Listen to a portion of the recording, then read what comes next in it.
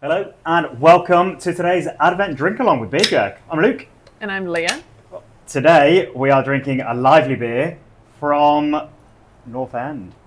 It is the Grisette. So a couple of weeks ago we opened up the Advent calendar with a different beer from North End, and we had a chat with their wonderful former brewer, Kieran, a little bit about the changes that are happening at the brewery. Cheers. Cheers. So, by including these beers in the Advent calendar, this is I suppose, a farewell to a lot of the wonderful beers that Kieran made, and ushering in of the new era at North End. So I'm looking forward to drinking a lot more of their beers, and the beers that Brady's going to be putting out over the coming months and years. But yeah, it is of course bittersweet because they're going in a bit of a new direction, and we're probably not going to see many beers like this coming out of North End in the near future. So, similarly to the beer we opened with, this is the last of the stock. Really? Yeah, Oh. of these barrel ages, well fermented, these interesting European styles. Leah, you are here because you've just been working today. Yes. Hi.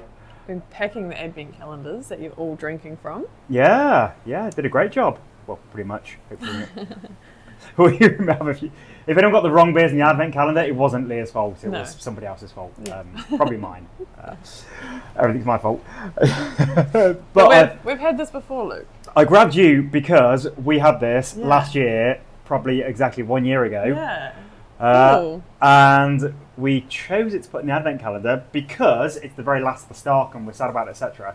But we don't really do repeats, but we do things that are echoes.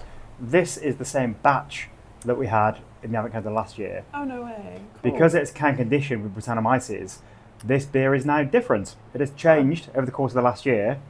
So I want to quiz you on how it's different. Do you remember exactly what it tasted like? I don't remember at all, but I kind of remember that taste. Like I've tried that before, Yeah.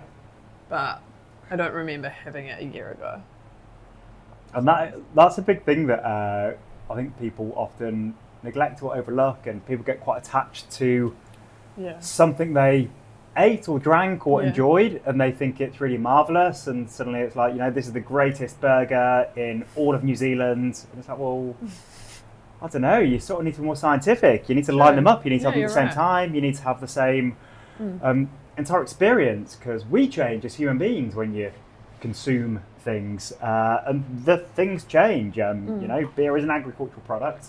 They change from batch to batch, and a batch changes with time. Generally, with craft beer, it is that the hops fade away with IPAs, and they just get shit with age and with heat. But that's hoppy beers like IPAs. But then with beers like this that are mixed fermentation or wild ferment beers, they develop, they mature, they change. Cool. Yeah. It's really nice zesty flavour. And it is more, it's a lot of, again, I can't travel back in time 365 days to exactly what it tastes like a year ago, but it's definitely way more mellow. Yes. This is, it's smoother. It hasn't got the sharpness, the prickly zestiness, which a lot of people, myself included, really love about Brett beers. It's sort of working together. It's melded the flavours. This has got adjuncts as well, which is the kawa kawa. Oh. I feel like I'm not. Again, it's completely vibes and feel. Like I feel like I'm not getting as much kawa kawa as I did a year ago. That sort of pepperiness. Yeah. But I feel like the sort of like the lemony notes. Mm-hmm. Yeah, definitely. Are coming to the fore. Yeah. A very classy beer. Yeah. It's giving Europe. And that's it. These beers like this they're not necessarily designed to be super fancy and only for special occasions. I'd drink a beer like this every day. Yeah. I'd love to drink a beer like this every day. Yeah, totally. Especially in some hot weather. Yes. Yeah. So they're up in Waikanae. Have you been to? Well, down in Waikanae for us. Yeah, We're in yeah, very Auckland, point. but if you're in Wellington, yes, Yeah, up in Waikanae. I was thinking up Depends as where in you are. because I took the train from Wellington Yes. to get there. Cool, nice. But have you been to the brewery and restaurant? No, I haven't. Yeah, you should But pop in. I It's think cool. I need to put it on my list. Make a trip down there. Right by the beach. Mm. They do lots of good smoky meats and all that sort of stuff. Mm. Very cool. Yeah, and they now do a very good hazy IPA, Ooh, and that's something you're into. that's a bit of me. It's definitely worth paying a visit to. Yeah, fab. Yeah. So Brett Grisette, 1 year on. Keen to hear what you guys think. Whether it's improved or got worse or changed, or whether you're just angry that we put the same beer in the box that we put in a year ago. I think it's a really cool thing that we've done, and good that because so many of you do buy the advent calendar year after year. So I think a big percentage of people drinking this tonight will have had it a year ago. So yeah, for me it's a really fun, enjoyable experience. Awesome, so cool. What sort of food would you pair this with? Ooh, good question. Maybe some nibbly cheese and crackers and for the platter, you know. I think the answer is always Grapes cheese. and Yeah, dips and things. yeah, bit of a smorgasbord. Yeah.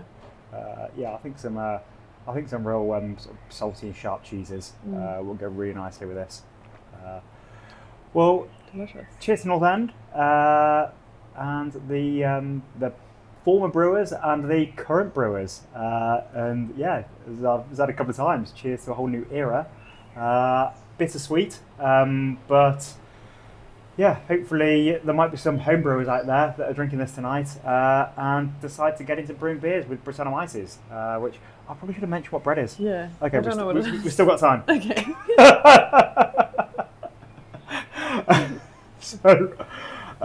So yeah, this is firstly it's a Grisette. So Grisette is French beer style, the same family as Saison, really, or I suppose the world of beers like Bière de Garde, Bière de Breton, but Grisette means little grey. So it's from the region of the Belgian coal mining regions, and the miners would wear grey clothes to mine for coal in. And the coal miners' beer was Grisette. So broadly, it was Saison was what was drunk by farm workers, and the miners drank Grisette. But lots of overlap with the style, with the yeast, and a lot of these historic beer styles. It's not as though there's a really strict guideline or formula. It was with local grains, and it was however the small brewers like to make these beers, so it would differ from town to town. Grisette being a very dry beer, there's generally wheat in there or different adjunct malty barleys, and it's all about having really interesting yeast that's quite forward with esters, and it's a perfect beer to chuck some Brett into. So Brettanomyces obviously means the English yeast. So that is a very virulent kind of yeast. It is something that you want to be wary of in a brewery. There have been lots of stories of Brett infecting things and infecting other batches. I mean, that isn't really a problem if you have proper hygiene and sterilisation procedures. It is like the soft parts, like the rubbers and things in your brewery. You definitely do want to boil, probably sterilise. So yeah, you should take it a little bit more seriously than if you're just using like an O5 or an L yeast, if you're using Brettanomyces in your brewery. But not something to be as terrified of as some people make out. Although I have not been hit with a Brett infection. So again, give me a shout out in the comments if you disagree with that. But yeah, Brett is it's an isolated but a wild yeast strain that goes naturally, and it eats everything. It breaks everything down. So actually, when you make a beer like this, the final gravity of it is often lower than water. So if you weighed 1 litre of potentially this beer, and you weighed 1 litre of water, this beer would weigh less. Wow. Strangely. Yeah. So it just absolutely breaks down all of the starches in the beer, breaks down all of the sugars, just leaves you with a super dry beer. And yeah, it continues to work quietly while it is in package. Famously, there's the beautiful Belgian beer Orval that is dosed with Brett just as it's packaged. And lots of people have really strong opinions on their favourite kind of Orval.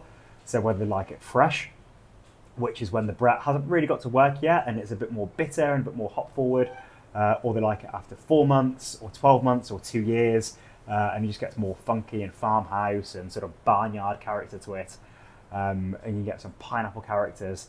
So yeah, really, really fun kind of yeast to work with that, yeah, not many brewers do work with. I suppose first of all because it's a bit of a weird beer style and results in unusual beers where most people like drinking hazy pale ales and lagers.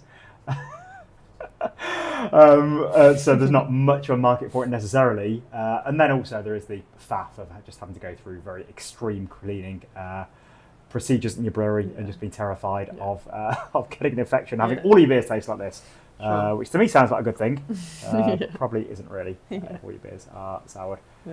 So yeah, that is broadly about Brettanomyces and the style Grisette, and of course this one was infused with kawa and bay leaves, and it was with lemon, yes, which, as I mentioned, I'm feeling like I'm getting more lemoniness definitely than I did a year ago. Yeah. But who knows? You can never walk in the same river twice. Cheers. See you tomorrow. Cheers.